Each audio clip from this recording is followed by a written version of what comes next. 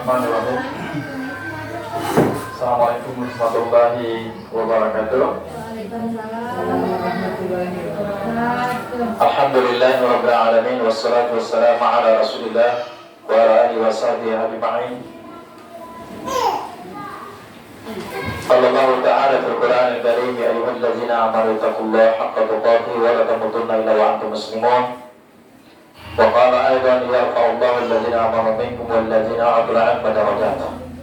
Kembali kita bersyukur kepada Allah Subhanahu wa taala. Hari ini kita diberikan masih nikmat umur yang panjang, kesehatan di atas Islam. Alhamdulillah kita berkumpul lagi di tempat ini untuk mengkaji tentang kitab-kitab Islam, karena menuntut ilmu adalah kewajiban bagi setiap muslim, bagi laki-laki atau perempuan, sebagaimana sabda Nabi sallallahu alaihi wasallam, "Talibul ilmi faridatun 'ala kulli muslim." Kewajiban menuntut ilmu itu hak bagi setiap muslim, baik laki dan perempuan. Kemudian dalam hadis Nabi sallallahu alaihi wasallam mengatakan, "Man salaka tariqan ilman, sahalallahu lahu bihi tariqan ila jannah." Siapa yang berjalan untuk menuntut ilmu atau mendengarkan ilmu tentang ilmu Islam, maka Allah Subhanahu wa taala memudahkan jalannya menuju surga Allah Subhanahu wa taala. Sebelum kita mulai, kita mendengarkan dulu bacaan Quran dari Ustaz Iksan. Kepada Ustaz Iksan, fadhil tafadhal masykur. Silakan Ustaz. Assalamualaikum. Waalaikumsalam. أعوذ بالله من الشيطان الرجيم. بسم الله الرحمن الرحيم. تلك آية الكتاب الحكيم هدى ورحمة للمحسنين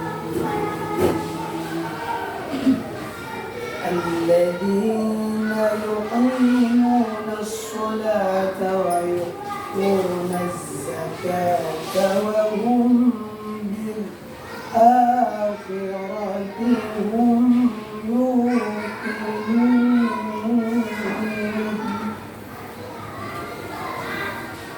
أولئك على هدى من ربهم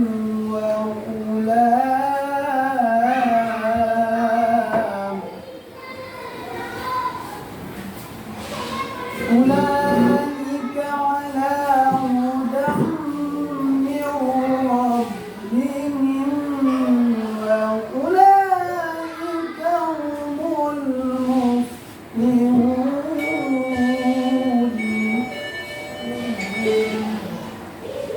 ومن الناس من يشتري لهو الحديث ليضلوا عن سبيل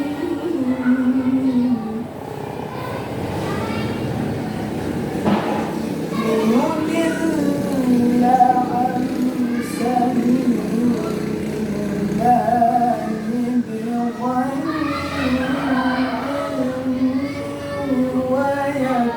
ويتخذها هزوا.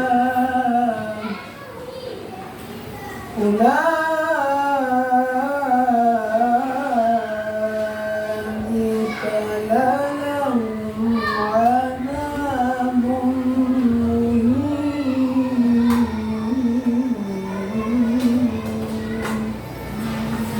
السلام عليكم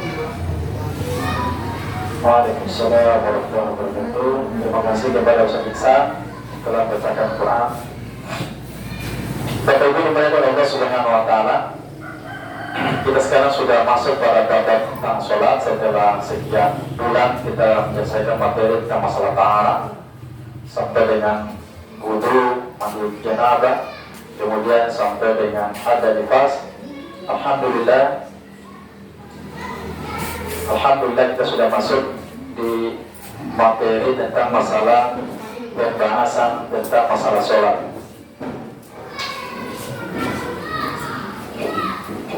Pelajaran yang kedua hari ini adalah pembagian tentang masalah sholat. Pembagian sholat itu ada 3. Yang pertama sholat fardu atau sholat sunnah dan sholat nafil, ya. Yang pertama, penjelasan pertama adalah sholat fardu. Sholat fardu diantaranya adalah yaitu sholat 5 waktu. Yaitu sholat fardu diantaranya adalah sholat zuhur, sholat asar, sholat maghrib, dan sholat isya, dan sholat subuh.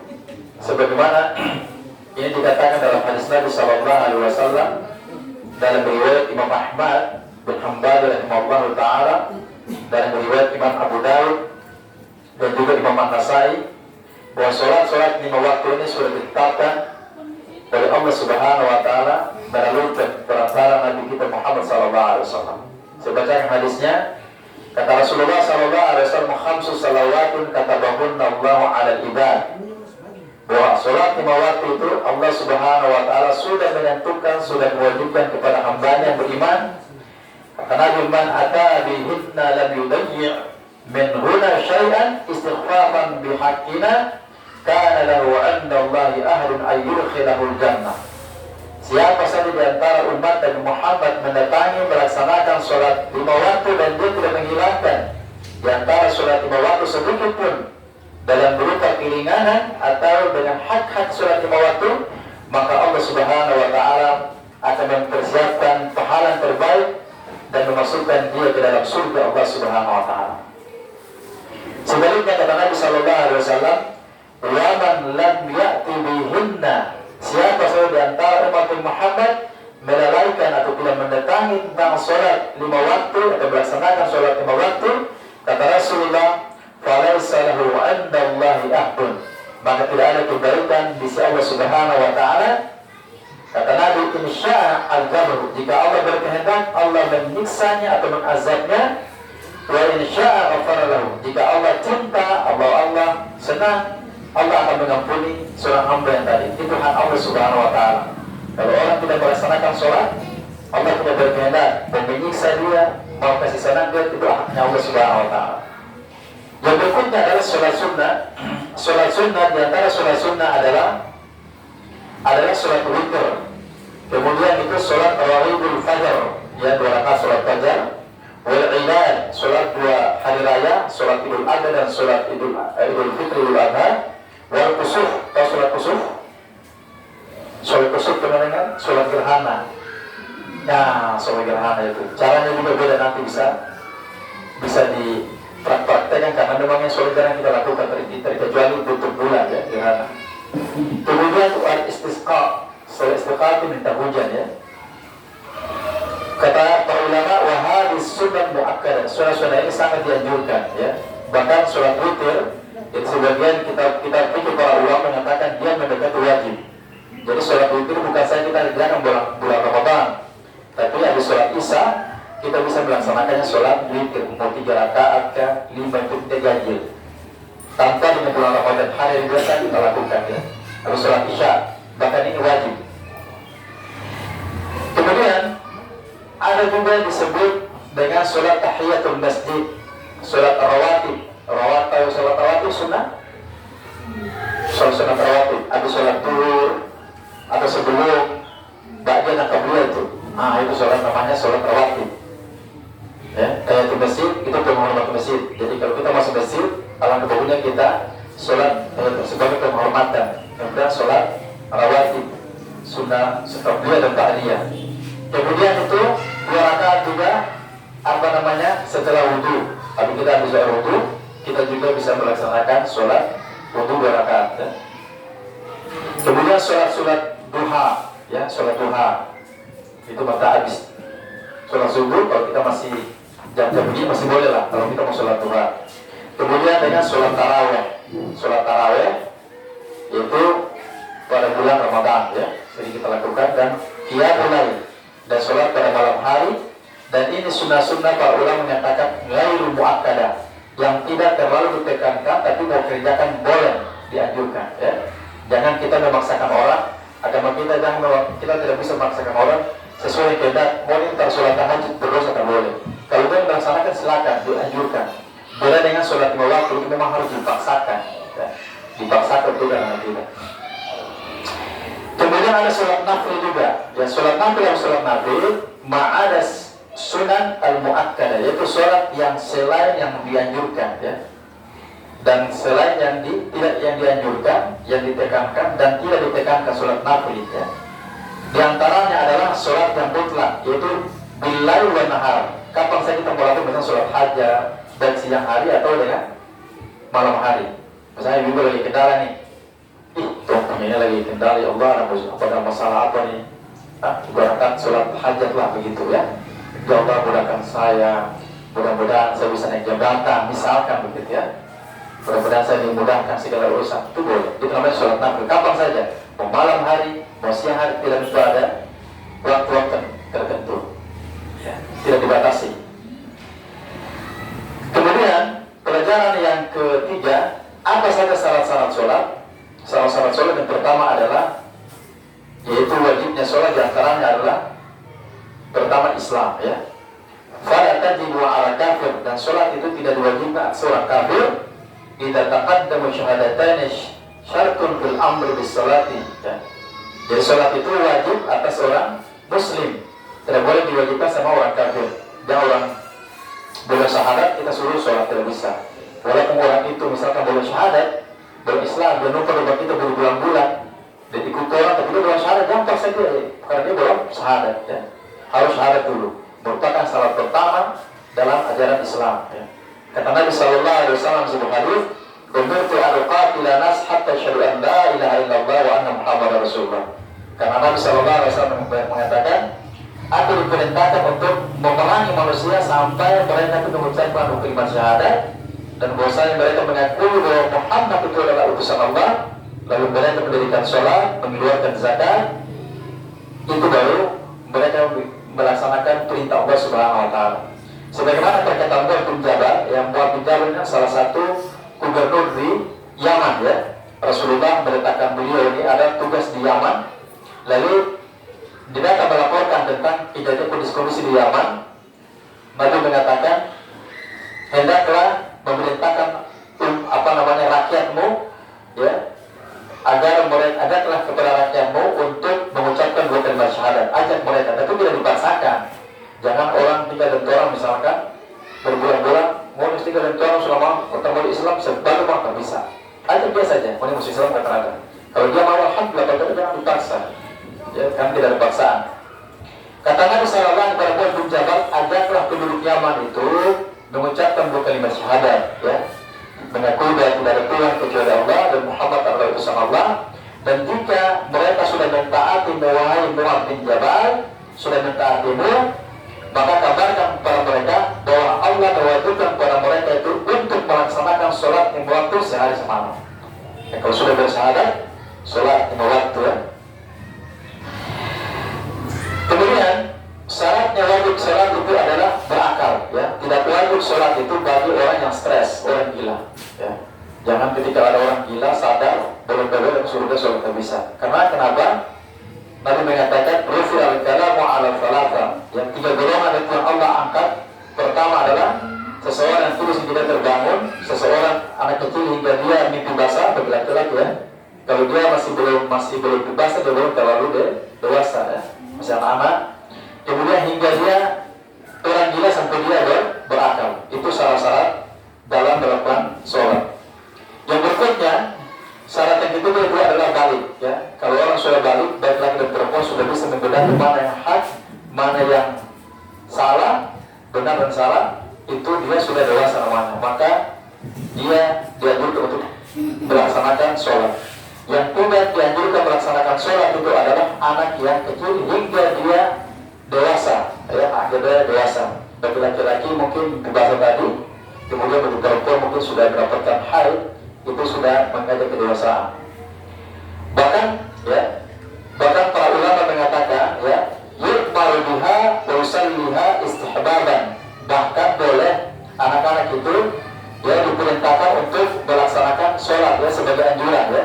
Karena dia mengatakan, mulu auladukum bis-salati wa hum abna sab'ina sinin. Perintahkan anak-anak kalian itu sholat dan mereka berumur 7 tahun.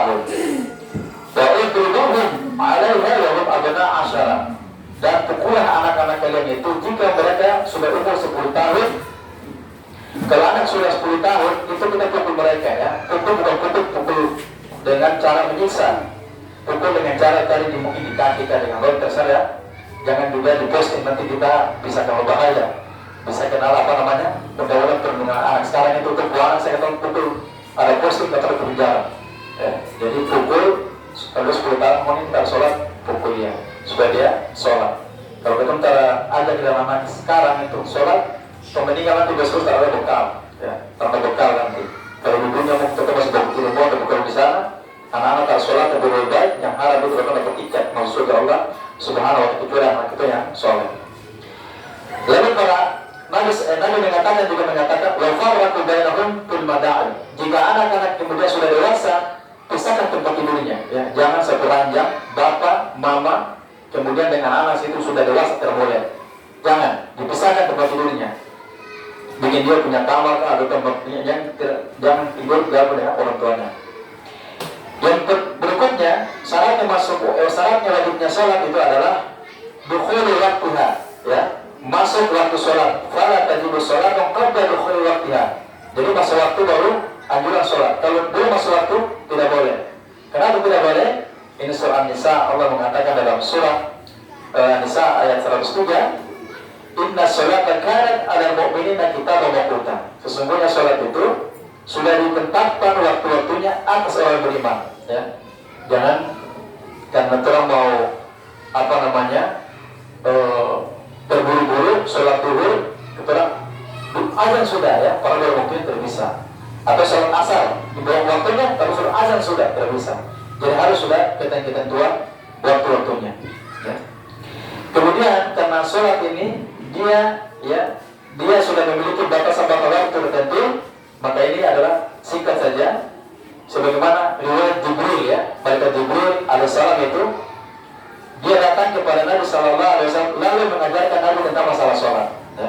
Jadi kalau dulu ditanya kenapa sholat itu boleh begitu, kalau misalnya itu ditanya ya, cara logika orang langsung ditanya orang, kenapa sholat itu boleh begitu karena 5 kali, karena 2 kali, iya, karena itu pernah begitu. Ini riwayatnya. Ya. Malaikat Jibril datang kepada Nabi Sallallahu Alaihi Wasallam. Lalu dia mengajarkan Nabi Sallallahu Alaihi Wasallam di waktu sholat. Ya. Lalu malaikat Jibril datang kepada Nabi dan mengatakan, wahai Muhammad, ya, berdirilah engkau lalu mengerjakan sholat. Itu kedua.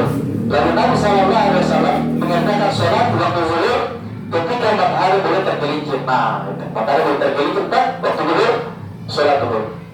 Kemudian di waktu berikutnya malaikat Jibril datang lagi, ya, datang di waktu asar lalu mengatakan kepada Nabi Sallallahu Alaihi Wasallam, wahai Muhammad, bangunlah engkau lalu sholatlah.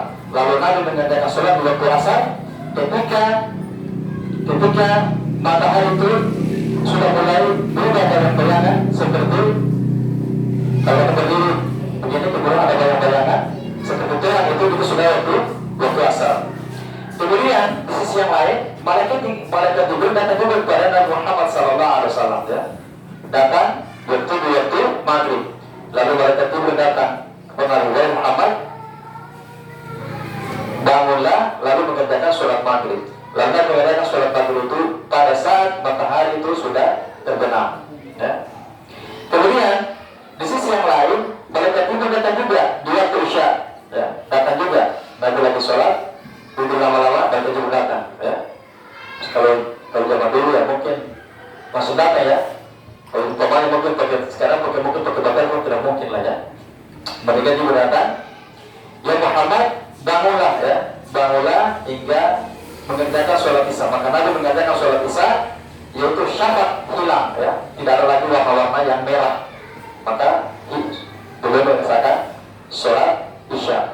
Kemudian begitu silam, begitu waktu baru lama pada waktu fajar, malaikat Jibril datang lagi kepada Nabi Sallallahu Alaihi Wasallam lalu mengatakan, ya Muhammad, bangunlah lalu mengerjakan sholat subuh. Lalu Nabi sholat subuh itu di waktu ada namanya fajar seperti bercahaya, ada garis putih. Kalau kita lihat bangun subuh ada cahaya putih, itu sudah waktu subuh.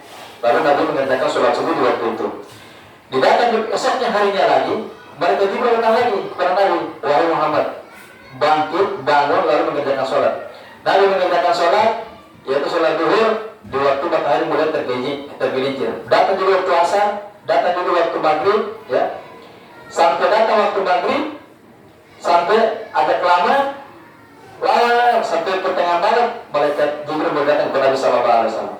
Tunggu lama, datang, malaikat Jibril, wahai Muhammad, bangunlah dan sholat isya.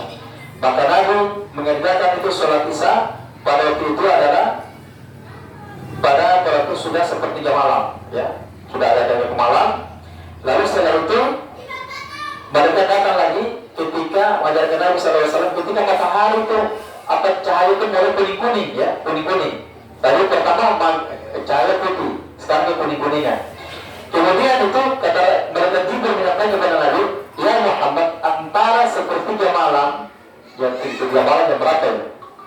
Ya, mungkin jam 3 ya, mendekati fajar. Kata Nabi, antara dua waktu ini adalah sholat. Disitulah ketemu berbanyak sholat, sholat sunnah. Di situ ketemu berbanyak sholat, insya Allah doa kita dimakbulkan oleh Allah Subhanahu Wa Taala. Sholat isya itu juga bisa kita lakukan pada pertengahan malam, ya, pertengahan kalau dalam kondisi yang kita mungkin ada kerja dan sebagainya. Tapi kalau tidak ada kegiatan dan sebagainya, kita bisa melaksanakan sholat berjamaah pada waktu yang sudah ditentukan ketika hilangnya matahari yang benar-benar sudah hilang. Seperti itu. Yang berikutnya syarat-syarat terakhir, syarat-syarat wajibnya sholat itu adalah an-naqa'u min ad-damil haid wan nifas. Kita sudah bahas kemarin, ya, masalah haid dan nifas. Masalah haid dan nifas syaratnya adalah seseorang itu bebas dari haid dan nifas bagi perempuan. Tidak wajib sholat itu bagi wanita haid atau wanita nifas hingga wanita itu dia suci kembali. Kemudian kata Nabi mengatakan tidak afdalatul haidati faturkus sholat. Jika haid datang kepada seorang wanita, tinggalkan sholatnya hingga wanita itu suci kembali. Seingatnya kembali lagi, mungkin kembali pada haid dan nifas. Ada sebagian yang mungkin tidak ada jelas. Kalau misal saya ulangi materi kemarin sedikit saja, ada haid yang wanita itu sudah mengalami kebiasaan misalnya. Kalau misalkan haidnya itu 6 sampai dengan 7 hari sudah normal, sudah suci, dia mandi janabah, besoknya harinya lagi ada darah segar yang keluar, itu namanya darah istihadah. Maka ada darah seperti itu, ada wanita seperti itu, maka dia tetap melanjutkan sholatnya. Sudah mandi janabah, kalau dia darah istihadah, dia tidak usah mandi janabah dan dia pakai hanya berwudu dan dia hanya menggunakan pembalut dan dia melaksanakan sholatnya. Kemudian itu haid dan nifas, setelah hari ini saya melakukan dihitung hari ini sampai dengan 40 hari itu dia sudah mengerjakan sholat. Walaupun ada proses darah, karena para ulama mengatakan itu hukumnya sama dengan darah istihadah. Ini yang saya bisa sampaikan materi kita pada hari ini. Dan kita berdoa kepada Allah Subhanahu Wa Taala, kepada Allah berikan kita kemampuan, kekuatan, kita bisa diberikan waktu lalu untuk mengkaji kitab Islam. Bismillahirrahmanirrahim. Alhamdulillah rabbil alamin, wassalatu wassalamu ala Rasulillah wa ala alihi washabbihi ajma'in. Allahumma ighfir lana wa liwalidayna wa rahmaka ba'da sarara. Allahumma inna nas'aluka 'ilman nafi'an wa rizqan tayyiban wa 'amalan mutaqabbalan. Allahumma inna 'ala dhikrika wa syukrika wa husni 'ibadatik. Allahumma ansurna 'alal mujahidin Filistin. Allahumma ansurna 'alal mujahidin Filistin. ربنا آتنا في الدنيا حسنة وفي الآخرة حسنة وقنا عذاب النار. سبحان الله وبحمده أشهد أن لا إله إلا أنت أستغفرك وأتوب إليك. السلام عليكم ورحمة الله وبركاته.